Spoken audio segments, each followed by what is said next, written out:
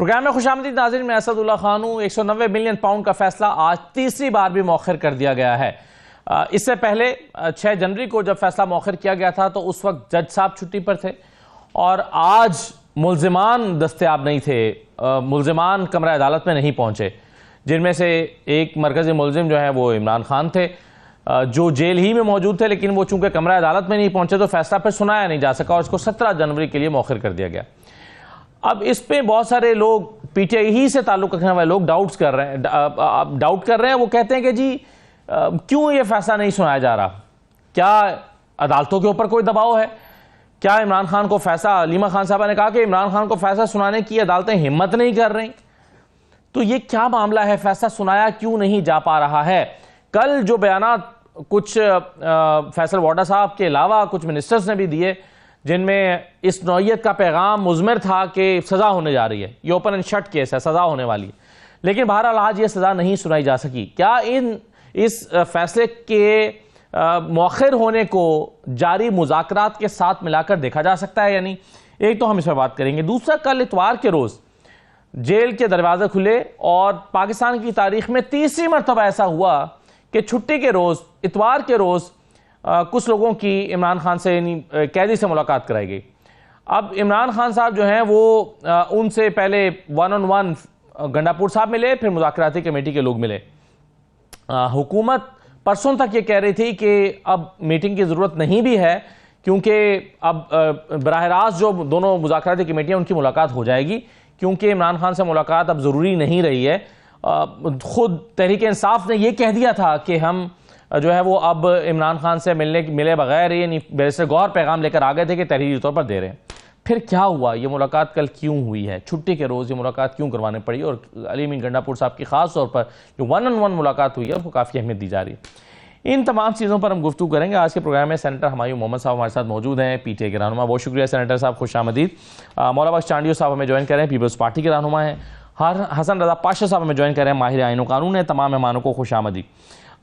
ये जो आज अलीमा खान साहबा ने कहा है, सबसे पहले तो ये सुन लीजिए, वो कहती हैं कि जी हुकूमत बहुत प्रेशर में है और इसी वजह से सजा नहीं सुनाई जा रही। सुनिए जरा। हुकूमत बहुत ज्यादा प्रेशर में है क्योंकि सारी दुनिया देख रही है कि अल-कादर में किस किस्म की सजा लिखी जाएगी। अगर आप कहें डील की बात करते हैं, क्योंकि मैं तो खुद हम तंग आ गए डील का लफ्ज सुन के।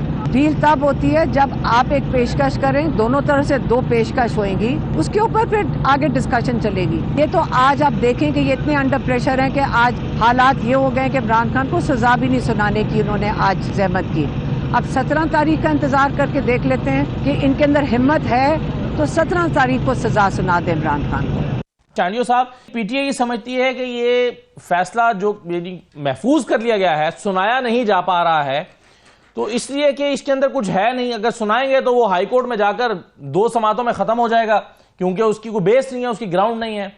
तो क्या ये आपके ख्याल में फिर सियासी मुकदमा है?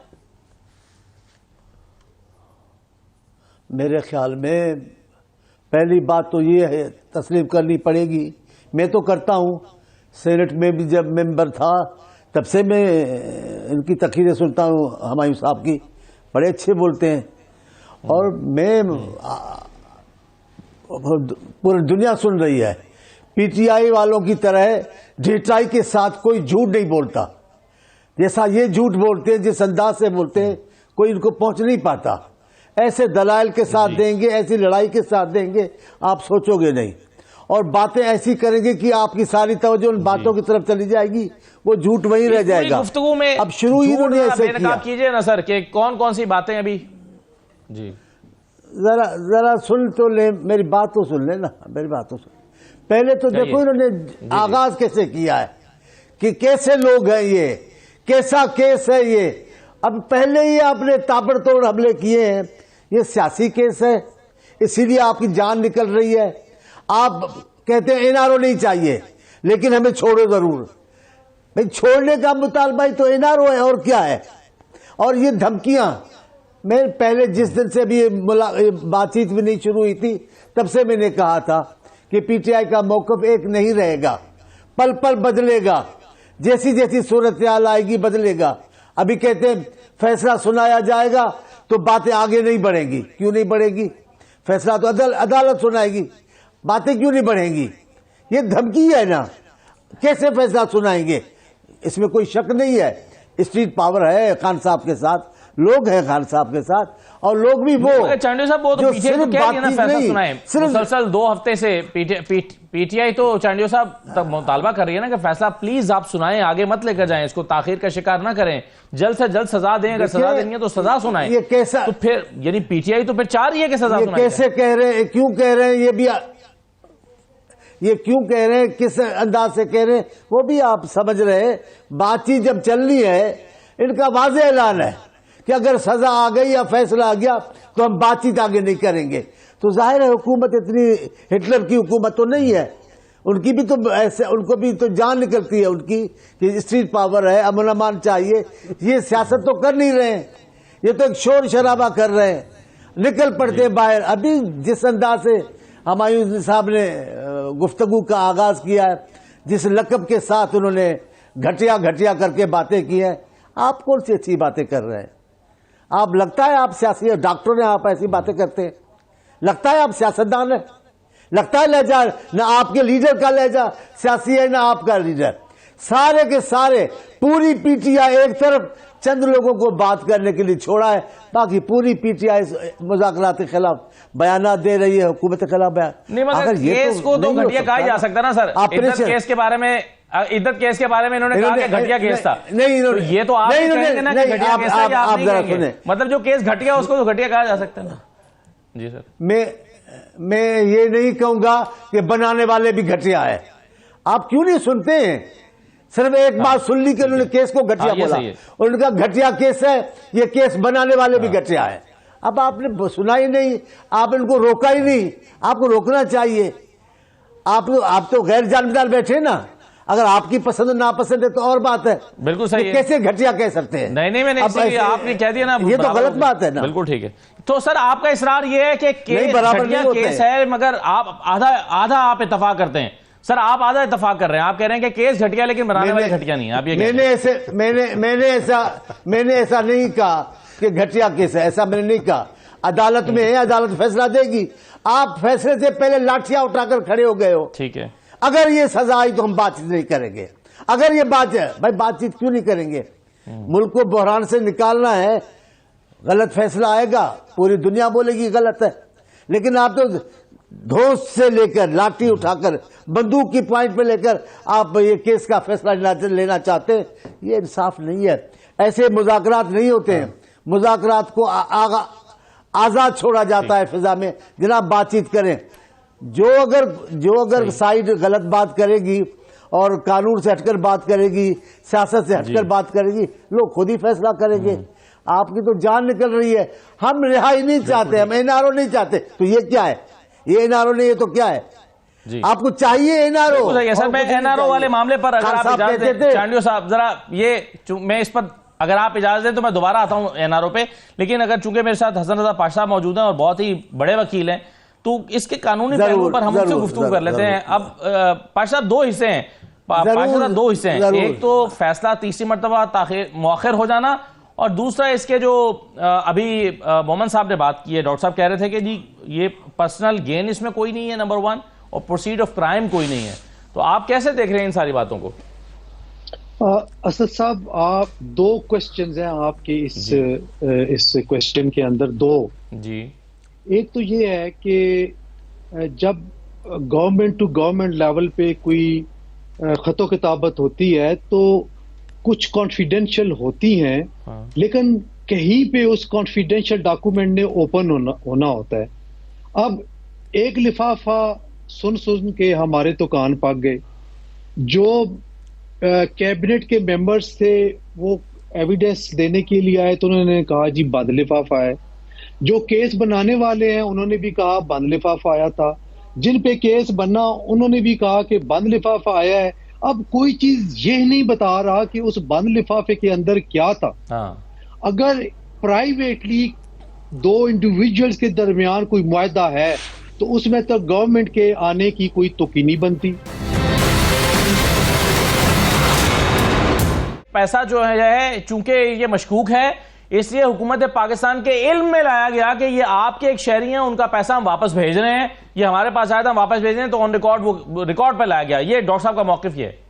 ठीक है, अब ये है कि वो नहीं खुला लिफाफा इस वक्त तक, पता नहीं इस ट्रायल के दौरान अगर खुला हो तो मैं कुछ नहीं कह सकता, क्योंकि मैं तो वहां नहीं था, फॉलो अप नहीं किया। लेकिन वैसे आपके ख्याल में सर नैब के केस बनाने के लिए, नैब हुकाम के लिए जरूरी होगा ना कि वो उस लिफाफे को खोलें और फिर ये केस बनाएं, उसके बगैर वो केस चल नहीं सकता? आप ये मानते हैं? आप असद साहब बिल्कुल आपने सही सवाल किया है। मेरा पहले दिन से ये मौक़िफ़ है कि वो लिफाफा ओपन होना चाहिए और उसमें जो कुछ है वो बाहर आए।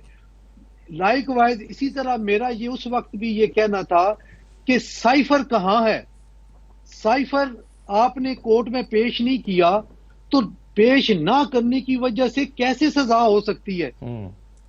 वो भी बड़ा अहम केस था, जो साइफर पेश ना करने की वजह से, एग्जिबिट ना होने की वजह से उस पे कोई, और अल्टीमेटली आपने देखा क्या बरीयत हुई है। इसमें भी यही है कि अगर लिफाफा नहीं खुला, वो बंद है और ये मिस्ट्री रहेगी, तो फिर क्या एविडेंस होगी? बहरहाल दूसरे हिस्से की तरफ मैं आता हूं, जो आपने पूछा कि जी कि ये तीसरी पेशी हो गई है। हम वकील तो 6 पेशियां इंतजार करते हैं फैसलों का, अगर ये तीसरी हो गई है तो कोई ऐसी बात नहीं है। सही है। लेकिन इसमें जो सबसे इंपॉर्टेंट फैक्टर है वो ये है कि कोर्ट्स को फाइल के अंदर रहना चाहिए, जजेस को फाइल से बाहर नहीं जाना चाहिए। आपके लिए ये हैरान कौन है सर कि एक शख्स जो है वो कैद में है और वो कमरा अदालत में, जो कि उसी जेल के अंदर मौजूद है, उसमें वो नहीं आता और उसको लाया भी नहीं जाता? ये हैरान कौन नहीं है थोड़ा? मैं कहता हूं जी ये जवाज ही नहीं बनता कि मुल्जम हाजिर नहीं है और हम डेट दे रहे हैं। अगर बुशरा बीबी नहीं आ सकी, she is on the way, तो दूसरे तो मुल्जम है। और तीसरी बात, कल मीडिया से रात को पता चला कि 11 बजे टाइम रख दिया गया, और मेरी इतला के मुताबिक जो मुझे पता चला है 10:30 बजे डेट हो गई, एडजर्न हो गया। तो 11 बजे आपको अनाउंस, 11 बजे डेट दे देते। क्योंकि मैं इसको कोई इतनी कोई डिफरेंट चीज नहीं समझ रहा, क्योंकि 3-3-4 तौर पर पाशा साहब आपके ख्याल में अगर मुल्जिम मौजूद नहीं है जिसको सजा सुनानी है या फैसला सुनाना है, तो फिर फैसला नहीं सुनाया जाता, चाहे वो या ये है कि वो अगली, मतलब अगर वो बंदा फिर आए ही ना कि मुझे सजा हो जानी है, तो फिर क्या होगा? देखें बड़ी सिंपल सी बात है असद साहब, अगर मुल्जम नहीं आया तो उसकी एब्सेंस में भी, जब केस उसकी मौजूदगी में कंक्लूड हो चुका है, तो फैसला सुनाते वक्त अगर नहीं भी मौजूद तो फैसला सुनाया जा सकता है, उसमें कोई दूसरी राय नहीं है। और फिर आगे अपील तभी उसकी, जो एपेलेट फोरम पे वो जाएगा, तो अपील तभी उसकी मेंटेनेबल होगी जब वो सरेंडर करेगा। अगर वो सरेंडर नहीं करता तो अपील उसकी मेंटेनेबल नहीं होगी। तो अल्टीमेटली अपील फाइल करने के लिए उस मुल्जम ने, अगर उसको सजा हो गई है तो फिर उसने सरेंडर करना ही करना है। ठीक।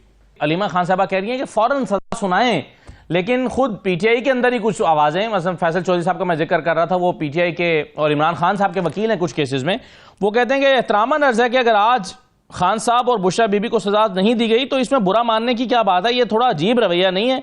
क्या हम खान साहब को जेल से बाहर नहीं देखना चाहते? मैं तो खुश हूं कि फैसला नहीं आया, ये केस बरियत का है, सब जानते हैं, खान ने कभी डील की है ना करेगा, इस बात पे सफाइयां देने की कतई जरूरत नहीं है, ये फैसल चौधरी साहब कह रहे हैं। क्या डिबेट है इस बात पे पार्टी के अंदर सर? देखिए विद ड्यू रिस्पेक्ट, ठीक है, आई नो फैसल साहब बड़ी जगहों पे पाकिस्तान तहरीक इंसाफ को, पाकिस्तान तहरीक इंसाफ के मौक़िफ़ को एज ए एनालिस्ट डिफेंड करते हैं। मेरा नहीं ख्याल, to the best of my knowledge, maybe I am wrong, कि वो पाकिस्तान तहरीक इंसाफ के स्पोक्स पर्सन है, नॉट टू माई नॉलेज। लेकिन अब मैं उनसे, मैं इधर एज ए पोलिटिकली, अब मुझे हसन रजा पाशा साहब मुझे यहाँ पे बेल आउट कर सकते अगर मैं गलत कह रहा हूँ। ये बरियत का केस तब होगा जब इसका डिसीजन बरियत का आएगा। जब तक डिसीजन नहीं आएगा हम फाइल भी नहीं कर सकते इसके खिलाफ कोई चीज अपील। सो अगर ये है तो ये बेसिकली लटका रहे हैं। तो इसमें मेरे लिहाज से इसका फैसला वन वे और अनदर वे जिस दिन आए तो उस दिन सुनाओ। शायद उनके कहने का मतलब यह है कि हो सकता है हालात कुछ बेहतर हो जाएं और फिर अगर फैसले हालातों पर होना शुरू हो गए ना तो फिर तो फैसले हुई ना तो ये हालात पे डिले हो रहा है। हालात पे डिले नहीं होता। इसका मतलब ये है कि ये सारा पॉलिटिकली मोटिवेटेड केस है ना, कि ये हालात के ऊपर है, ये मेरिट के ऊपर नहीं है। और मैं थोड़ा सा चांडियो साहब के विद ड्यू रिस्पेक्ट में चांडियो साहब से कहता हूं कि मैं जो इसलिए कह रहा था कि जिन लोगों ने किया है उससे मुराद मेरी प्रॉब्ली ये नहीं थी कि गवर्नमेंट थी, वो पर्सनल लेके थे। मैं इससे मुराद कर रहा हूं जिन जहनों ने, मैं मिसाल देता हूं कि वो उन जहनों के अंदर जिन्होंने बेनजीर भुट्टो साहिबा और नुसरत भुट्टो साहिबा के खिलाफ कैंपेन की थी, जिसने भी वो कैंपेन बनाई थी वो जहन का आदमी होगा। वो एक नॉर्मल जहन का आदमी ये काम नहीं कर सकता। नहीं, लेकिन चांडियो साहब कह रहे हैं कि इस तरह के अल्फाज इस्तेमाल ना करें। आई एम सॉरी, मैं वो सही कहते हैं, मैं पॉलिटिशियन शायद ना हूं। अगर मैं अपने अल्फाज को सही मानों में, अपने जज्बात को with in the limits of एक डिसेंसी, मैं वो सख्त अल्फाज ना कह सकूं तो फिर मैं भी 2 नंबर आदमी हूंगा। आई एम सॉरी, मैं उस तरह का पॉलिटिशियन नहीं हूं। मुझे वो क्या बड़ा बेअदब हूं, सजा चाहता हूं, ठीक है। लेकिन मैं अपने जज्बात की सही मानों में अक्कासी कर रहा हूं कि केस बनाने वाली की जहनियत जो होती है वो होती है। मैं दोबारा रीइटरेट कर रहा हूं, and I stand by my decisions, ठीक है। अब बात आती थी, देखिए यहां पे इस तरह के केसेस आज नहीं हमेशा से होते रहे, लेकिन इसका एंड होना चाहिए। इसका एंड होना चाहिए। अगर इसका एंड नहीं होता, और as far as Pakistan Tehreek Insaf is concerned, मैं आपको साफ बताता हूं, कैटेगोरिकली हम लोगों ने यह डिसाइड किया है। नंबर 1, इन लोगों का, हुकूमत का यह मौकफ था कि हमसे बात करें। हमने कहा चलो बात कर लेते, पावर उनके पास नहीं है, लेकिन हमने कहा चलो बात कर ले। कभी कभी इल्ची से भी बात करने में कोई प्रॉब्लम तो नहीं है ना, बात कर लेते। अब उन्होंने कहा ना हमें रिटर्न दो। हम कहते चलो ये तीसरी मुलाकात जो हो रही है आजकल में, जिस दिन भी हो रही है, उसमें हम इन राइटिंग दे देंगे इनको। उसके बाद इन राइटिंग देंगे इनको, और उसके बाद कहेंगे कि अगली जो मुलाकात होगी, चौथी, उस चौथी मुलाकात से पहले कमीशन बनना चाहिए, इंडिपेंडेंट कमीशन बनना चाहिए। उसके लिए तय कर लें कि क्या तरीके क्या नहीं है। आप सीनियर मोस्ट कर ले, कुछ कर ले, व्हाटएवर इट इज, जो हो सकता है वो आप कर ले। अगर आप नहीं करेंगे, आपके पास डेडलाइन है 31 जनवरी, उससे पहले कर ले। और अगर आप नहीं करते तो we do not want to negotiate with you. फिर क्या करेंगे? हम नेगोशिएट करते ही नहीं है। इसके बाद फिर क्या होगा? हम जेल में पड़े रहेंगे।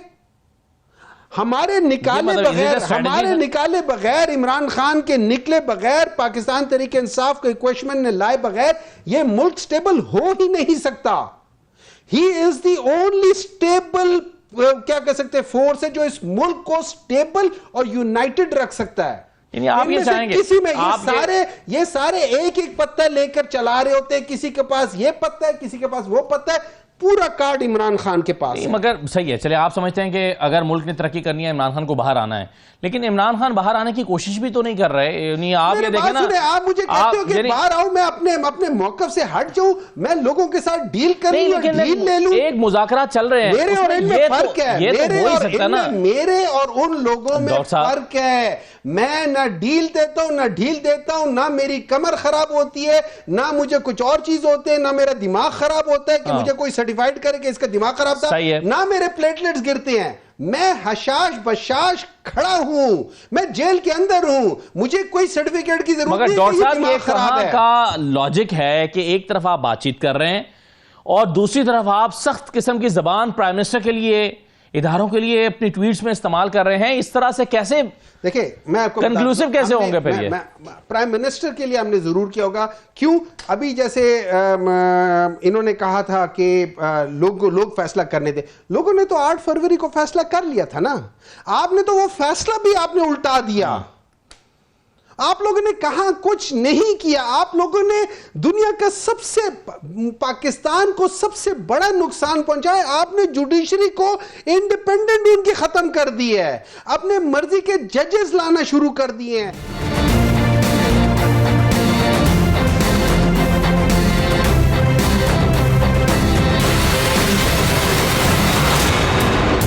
फैसल वोडा साहब कल से कह रहे हैं कि ये तो इस केस में तो सजा होनी ही है, हर सूरत होनी है। पहले सुन लीजिए फैसल वोडा साहब ने क्या कहा है।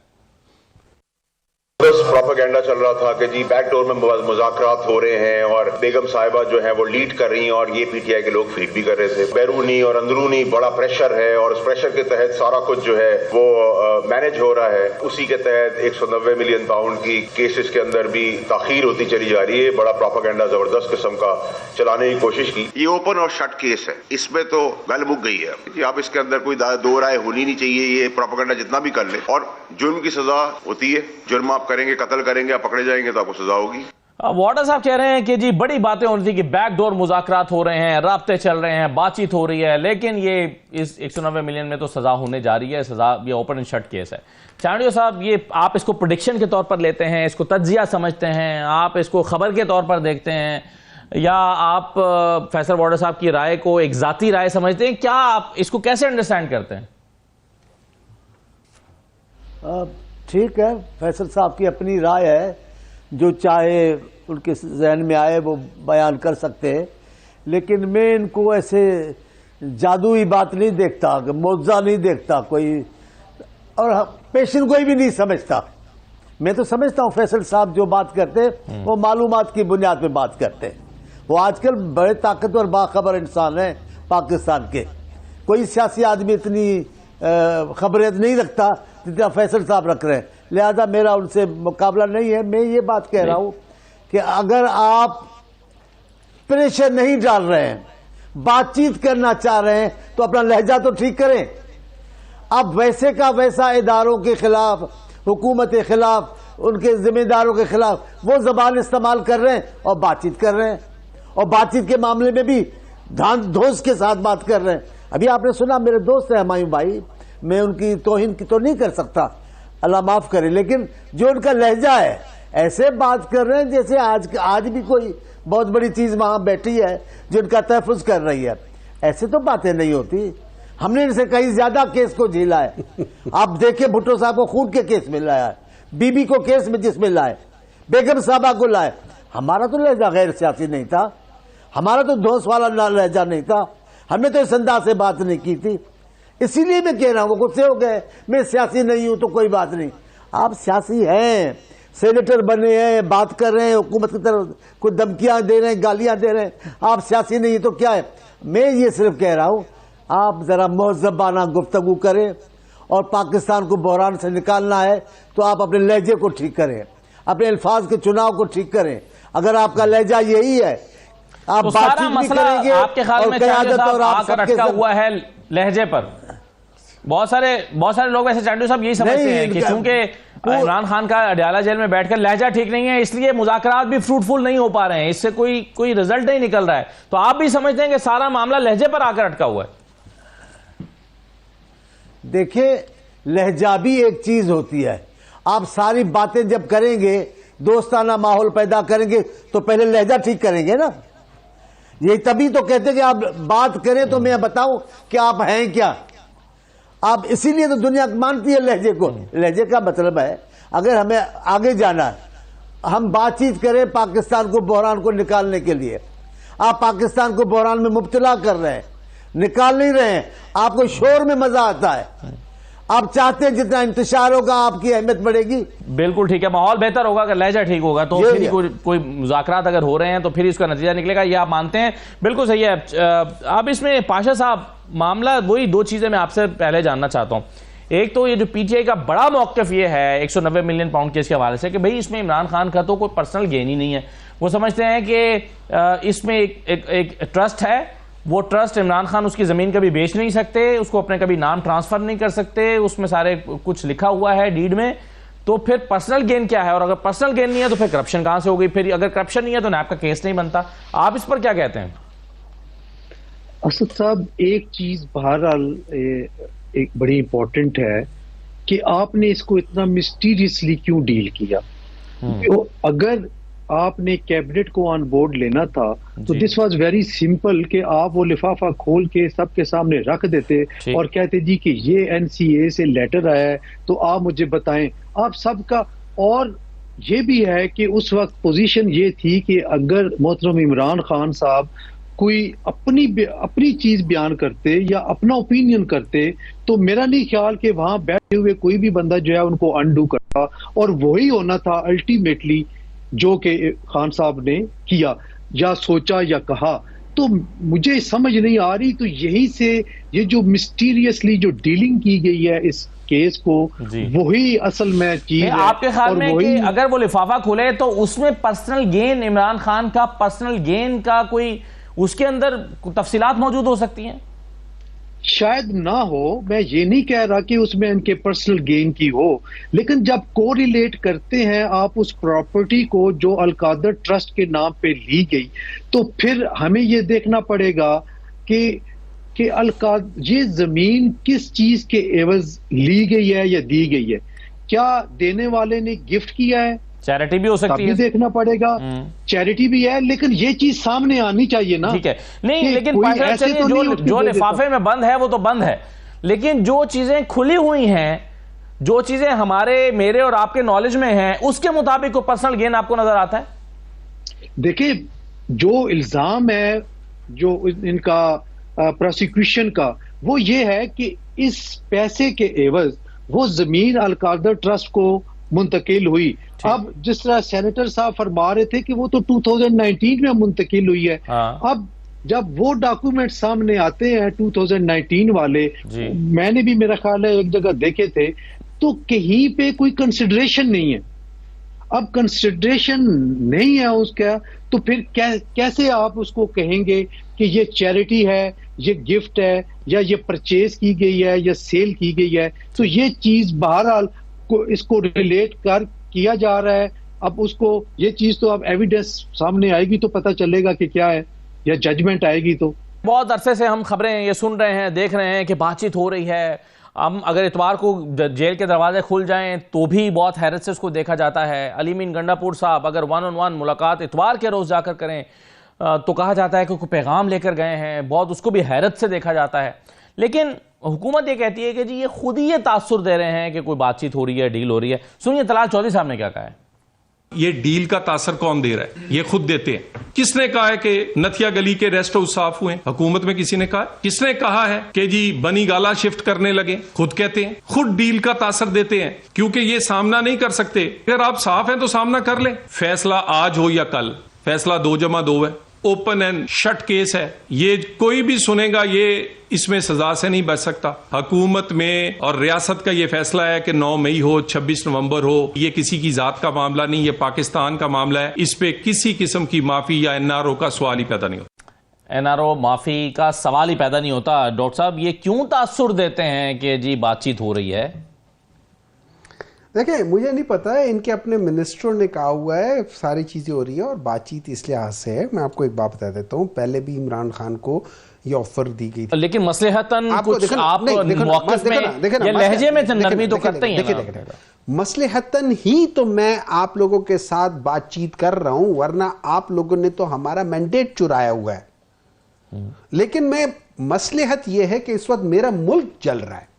मसलहत यह है कि पिछले 7 महीनों में आपने 1% से कम ग्रोथ दिखाई है। मसलहत यह है कि मेरा मुल्क तबाह हो रहा है। मसलहत यह है कि इस सब चीजों के बावजूद मुल्क में कोई पैसा नहीं आ रहा। उसी मसलहत के तहत हमने कहा है कि चलो हम जो मैंडेट चोर हैं हम उनसे भी बात कर लेंगे, इस मुल्क की खातिर कि हम स्टेबिलिटी ले आए, इस मुल्क की खातिर। इसलिए नहीं कि मेरे साथ कोई डील ना करो, मेरे साथ डील ना, हमें डील चाहिए ना हमें ढील चाहिए, ना करो। हां, इस मुल्क की खातिर हम ये सब कुछ करने को तैयार हैं। हम अपना वो सारा मौकफ हटा लेते। देखिए, हमारा मौकफ है और आज भी है इनके पास। हम कहते हैं कि यार हम उन लोगों से बात करना चाहते हैं जिनके पास पावर है। आज भी इनके पास पावर नहीं है, लेकिन हमने in the larger interest of the country हम ये भी कह देते चलो यार हम तुमसे बात कर लेते हैं। क्या गेन करेंगे आप इससे? हम नहीं गेन करेंगे, ये मुल्क गेन करेगा। ये मुल्क स्टेबल हो जाएगा। ये मुल्क आज भी देखिए, आज भी 7-8 में नहीं हुआ स्टेबल। आज भी ये इन्फ्लेशन सिंगल डिजिट पे आ गई है। वो कहते हैं उड़ान पाकिस्तान प्लान हो रहा है। देखिए, ये खड्डा है, आगे खड्डा है। पहले मैं 150 किलोमीटर की रफ्तार से खड्डे की तरफ जा रहा था, अब मेरी रफ्तार 150 से कम होके 70 किलोमीटर होगी, लेकिन मैं अब भी खड्डे की तरफ रहा हूं। चांडियो साहब, ये जो अभी डॉक्टर साहब कह रहे हैं कि जाली केसेस हैं, चलिए जिन केसेस का फैसला भी होना है, सब्जुडिस हैं, जैसे 190 मिलियन पाउंड है, उस पर तो हम कमेंट नहीं कर सकते, लेकिन जिन केसेस में बरियत हो चुकी, साइफर का केस था या इद्दत का केस था, उनको क्या आप मानते हैं कि ये पॉलिटिकली मोटिवेटेड केस थे और जाली केसेस थे? पाकिस्तान में सच्ची बात जब कर रहे हैं तो पाकिस्तान में एक मुमकिन है कि जो केसेस बनते हो, जो हुकूमतें बनाती हो, उसमें सियासत मुलविस न हो, रियासत मुलविस न हो, ऐसा कभी नहीं हुआ। तमाम केसेस के पीछे सियासत जरूर आती है। अच्छा, आप क्या समझते हैं? जिनका ये तो डॉक्टर साहब वाले भुट्टो साहब का नाम लेते हैं अपनी इज्जत बचाने के लिए, खान साहब भी बोलते हैं मैं मुतासर हूं, हालांकि वो टोटल जितना भी भुट्टो साहब के सोच और फलसफे रूह है बातचीत का, उसके खिलाफ है। लेकिन ये जो कहते हैं, क्या वो पॉलिटिकल नहीं थे? जब इतने सारा हमने बर्दाश्त किया, फिर हमारा रवैया क्या था? हमारा रवैया पाकिस्तान परस्त सियासतदानों वाला रवैया था। हमने पाकिस्तान को बहरान से निकालने की बात की। जिन लोगों ने भुट्टो साहब की फांसी का मुतालबा किया, बीबी ने उनके साथ भी बैठकर इत्तेहाद कायम किया। आपके सामने खान अब्दुल वली खान साहब, असगर खान साहब, बहुत सारे सख्त मौक़िफ़ रखने के बाद बीबी ने उनसे बातचीत की। आसिफ साहब ने क्या किया? बीबी के कत्ल के मौके पर जब इतना इंतशार था, आसिफ साहब ने फहमीदा इंसान बनकर, पाकिस्तान परस्त सियासतदान बनकर अपना किरदार अदा किया। बिलावल भुट्टो साहब क्या कर रहे हैं? इनको जब थोड़ी तकलीफ होती है तो ये कहते नहीं, हम नहीं तो फिर पाकिस्तान भी नहीं, ये तो फिर पाकिस्तान भी अफरा तफरी। अभी बातचीत कर रहे हैं, एक पूरी बटालियन लगा दी है इन्होंने, फोर्स लगा दी है मुज़ाकरात को सबोटाज करने के लिए। आप बताएं, असल बात यह है जो अभी खान साहब, डॉक्टर साहब सही कह रहे हैं, हम तो करना ही नहीं चाहते बात। सही बोल रहे हैं, गलत नहीं बोल रहे हैं। अब मजबूरी में हम कर रहे हैं कि बन जाए, मजबूरी में नहीं कर रहे हैं। जहां ये बात करना चाह रहे हैं वो इनसे बात फिलहाल नहीं कर पा रहे हैं। वो उंगली अभी इनके हाथ में नहीं आ रही है। अब उंगली पे जो नहीं मिली है तो उनका जहन भी काम नहीं कर रहा है। मैं पहले दिन से कह रहा हूं, आप कहो, अभी ये कहते हैं, मैं पहले दिन से कह रहा हूं, आप कहो हम सियासतदानों से बात करेंगे, सियासी लोगों से बात करेंगे, सियासी लोग तमाम लोग मिलकर बैठेंगे तो कौम का मसला हल हो जाएगा। आप देखें, पेशावर वाले पब्लिक स्कूल का मामला था, मियां साहब ने जिद छोड़ी या ना छोड़ी, एक इत्तेहाद बनाया, आप देखें पूरा पाकिस्तान एक साथ हो गया दहशतगर्द के खिलाफ। अभी आप क्या कर रहे हो? आप वही नहीं, अब वो नहीं कर रहे हो। अभी आप अकेले खेलना चाहते हो और बातचीत इसलिए करें ताकि आप इल्जाम नहीं आए, लेकिन पाकिस्तान के सारे लोग देख रहे हैं, सोच रहे हैं, सुन रहे हैं, आपके रवैये को देख रहे हैं। ये आपने 25-26 को भी बात करते हैं, 9 की भी बात करते हैं, ये किसके खिलाफ था? आप पाकिस्तानी फौज के नौजवानों, बुजुर्गों को, नौजवानों को लाठियां मार रहे थे। पाकिस्तान में तो ये रवाज नहीं है जो रवाज आपने पाकिस्तान की सियासत में दाखिल कर दिए। पाकिस्तान की सियासत में कभी ये लबो लहजा नहीं रहा। आप इतने बेगुनाह हैं, आप मासूम हैं। आपने जो केसेस बनाए वो भूल गए आप। मैं बार बार हर गुफ्तगू में कहता हूं, आपने जरदारी साहब की हमशीरा को जो रातों रात उठाकर कराची से अडयाला पहुंचाया, क्या वो कोई इखलाक था? कोई वो सियासी कोशिश थी? कोई तमीज थी? कोई रिवायतों का कोई पास था? आपको तो कुछ भी नहीं आता है। न रिवायतें निभाना जानते हो, न पश्तून की रिवायत निभाते हो, न पाकिस्तानी रिवायत निभाते हो। मुझे नहीं समझ में आता आप क्या चाहते हो। मेरा ये दिल कहता है कि आप बिल्कुल ठीक है, अपने आप को छुपाने के लिए मुज़ाकरात की बात करते हो, लेकिन आप मुज़ाकरात के खिलाफ हो।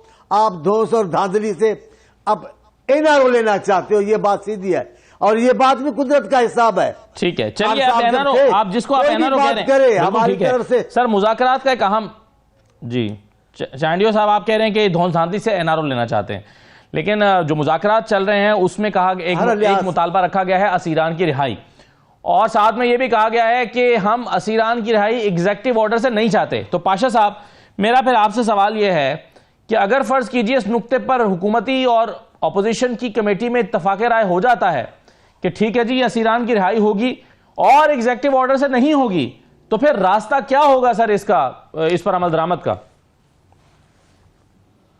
असद साहब, दूसरा रास्ता यकीनी तौर पे बचता है कोर्ट्स का।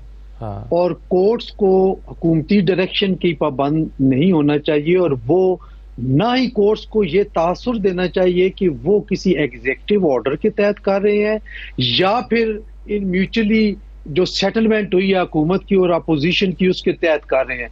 और अगर कोर्ट्स ये तासुर जायल नहीं करती तो फिर जो उनको 130वें नंबर पे रख दिया गया है, मैं बड़े भारी दिल के साथ कहूंगा कि फिर वो दुरुस्त होने जा रहा है। मैं समझता हूं जाती तौर पे, और लॉयर फ्रेटर्निटी समझती है कि इनको बिल्कुल एग्जेक्टिव को और जुडिशरी को सेपरेट होना चाहिए। हाँ। अदलिया को अपनी उस फाइल के अंदर रहते हुए उसको देखना चाहिए, ना कि रजीम चेंज होना या रजीम में किसी किस्म की तब्दीली कोई मुज़ाकरात के जरिए चाहे हो रही हो या वोट के जरिए हो रही हो, उसके तहत जब वो तब्दीली लेकर आते हैं अपने फैसलों में तो वो काबिल एतराज है और उसको हम मजम्मत करते हैं। ये नहीं होना चाहिए। और ये अगर इनका तकाजा ये है कि हमें अदलिया जो है वो करे, तो फिर अदलिया के फैसलों का एहतराम भी करें और फिर इंतजार भी करें। हाँ, सीआरपीसी में एग्जीक्यूटिव के पास ये इख्तियारात जरूर है कि वो सर्टेन केसेस में एग्जीक्यूटिव ऑर्डर करके वो विड्रॉ कर सकते हैं और प्रोसिक्यूशन केस मगर पीटीआई एग्जीक्यूटिव ऑर्डर से रिहाई नहीं चाहती ना, वो कहती है कि जी इससे फिर डील का तासुर जाएगा, हम डील का तासुर नहीं देना चाहते। देखिए असद साहब, ये डील नहीं है। डील का लफ्ज पता नहीं क्यों नेगेटिव ले लिया गया है। देखिए, आप जब मुज़ाकरात की टेबल पे बैठते हैं तो फिर दो चीजें होती हैं। एक कि आप अपने सामने वाले फरीक से कुछ चीज ले रहे होते हैं और जो सामने वाला फरीक है कुछ वो आपसे ले रहा होता है, यानी कि दोनों को स्टेप डाउन करना पड़ता है। अदरवाइज अगर आप अपने अपने मौके पे दोनों खड़े हैं तो फिर ना डील हो सकती है और ना डील हो सकती है। और इसको हम डील ना कहें तो ज्यादा बेहतर है। मुज़ाकरात की कामयाबी और मुज़ाकरात की नाकामी अगर लफ्ज दे दें तो वो ज्यादा बेहतर रहेगा। बिल्कुल सही है सर। आप क्यों इस लफ्ज चलें, लफ्ज अगर आपको डील का लफ्ज पसंद नहीं है तो कुछ और आप इसका नाम रख रहे हैं, लेकिन आप डॉक्टर साहब आपको कुछ ना कुछ तो देना पड़ेगा, कुछ ना कुछ लेना पड़ेगा। मुज़ाकरात तो आप इसीलिए कर रहे हैं ना। देखिए, इस तरह ये हमने सिंपल कहा है, हमारी डिमांड क्या है। हमने कहा है जो पॉलिटिकल केसेस हैं वो आप ख़त्म करें।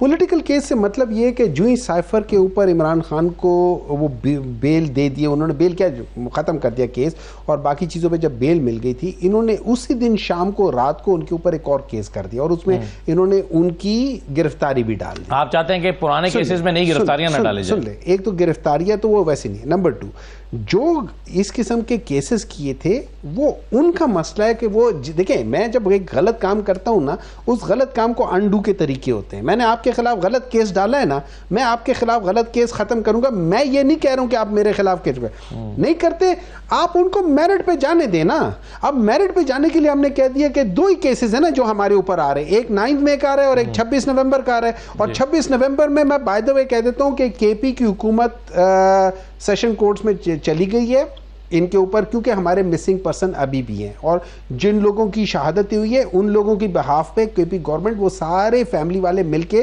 कोर्ट में चले गए। एक बात। नंबर 2, हम कहते हैं ये 2 ही मसले हैं ना, इन 2 मसलों का हम इंडिपेंडेंटली पता कर लेते हैं। अगर हमने गलत किया है तो हमें सजा दे दो, अगर हमने गलत नहीं किया तो फिर हमें थ्रू कोर्ट्स हमें बरी करो।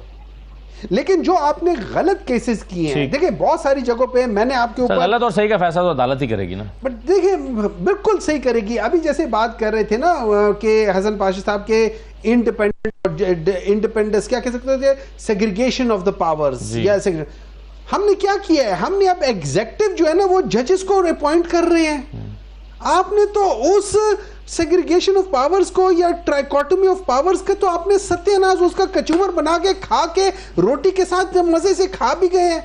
मतलब आपने तो सत्यानाश मार दिया उस पूरी कॉन्सेप्ट का जिसके ऊपर सेग्रीगेशंस ऑफ पावर होती है। सही है, चलिए ये तो, लेकिन जो केसेस पहले से बने हुए हैं वो तो पहले के वाले जजेस सुन रहे हैं। बहुत शुक्रिया डॉक्टर साहब आपका, हसन रजा पाशा साहब आपका भी बहुत शुक्रिया, और चांडियो साहब आपको भी बहुत शुक्रिया प्रोग्राम में शिरकत करने के लिए। इजाज़त दीजिए, अल्लाह हाफिज़।